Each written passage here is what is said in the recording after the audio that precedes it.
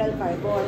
Pero kapag hinahanap yung optical activity ng lahat ng chiral carbon, ang ginagamit na system is galing sa kanila, Canning-Goldfriedel yung pangalan, pero ang tawag ng iba is RS system. Si R yung clockwise, si S yung narinig ko na yan sa akin before, si S yung counterclockwise. So paano tinitignan yon? Shortcut din. Tingnan mo yung chiral carbon.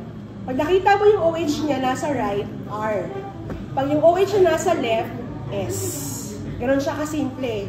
Para madali. Okay. Tingin tayo dito. Si D right rose. Balik ako dito. Ilan yung chiral carbon niya? Carbon, dalawa, diba? Carbon number 2 and 3. 1, 2, 3, 4. So carbon 2 and 3. Tignan mo yung OH. Pag nasa right, R. Pag nasa left, S. So, si right rose ay 2R, 3R.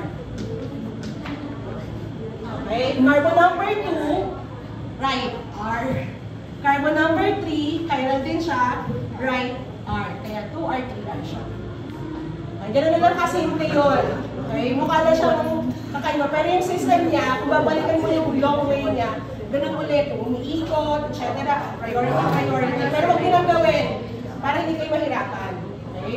Padaliin na natin. Ngayon, pagdatingin kay D-Treos, ano naman siya? 2S, 3R. 2S, 3R.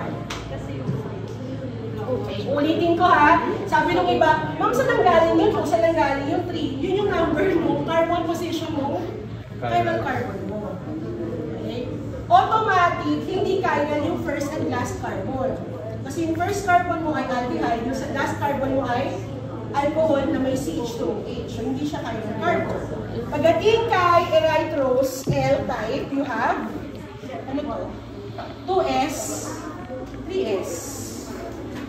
Okay, pansinin nyo si D-erythrose versus kay L-erythrose. Si D-erythrose 2R, 3R. Since mirror image niya si L-erythrose, dapat S siya pareho. Mapaliktad rin dapat yung rotation niya. So kung 2R, 3R, 2S, 3S yung kapartner, yung ka-mirror image niya. And finally, ito ay 2R, 3S. So yung question dun sa activity nyo na label, diba? Hanapin, identify yung RNS config, yan lang yun. Left or right lang ang titignan nyo. Okay? Okay. Tapos, meron pang tinatawag na term na epimer. Epimer. Pag sinabi sa inyong epimeric or epimer sila, it means, relationship ulit siya ha, yung dalawang structure mo, when you compare them, ang difference lang nila is one chiral carbon. Ulitin ko, pag sinabing epimer, ibig sabihin, when you compare your structures, they are only different in only one chiral carbon. So example, tingin tayo kay L-erythrose saka kay L-treos. I-compare yung dalawang structure. Ano yung chiral carbon mo? Carbon 2 and carbon 3. Tingin kay carbon 2 and 3. Okay. Aling carbon dyan, yung magkaiba sila. Ibig sabihin na magkaiba yung pagkakaposisyon ng OH. Sa carbon 2, left to, dito right. Mali, diba? Dito naman, parehong nasa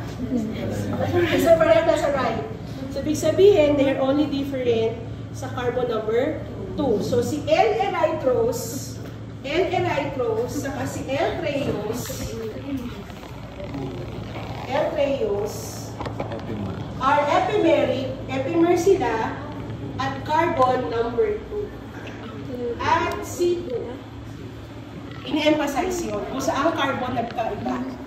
Okay, so pag sinabi sa inyo, mag-draw ka ng structure na epimer at carbon 3, ibig sabihin, gumawa ka ng structure na carbon 3 lang yung pagkakaiba nila. Okay, pag sinabing epimeric sila.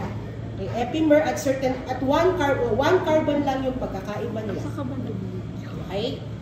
Okay, concept ang ina-apply natin with ketosis. Baka malito kayo na, ay bakit, paano sa ketose? Ganon din, kung maghahanap ka din ng stereoisomers, maghahanap ka ng enantiomeric pair, parehong concept lang din.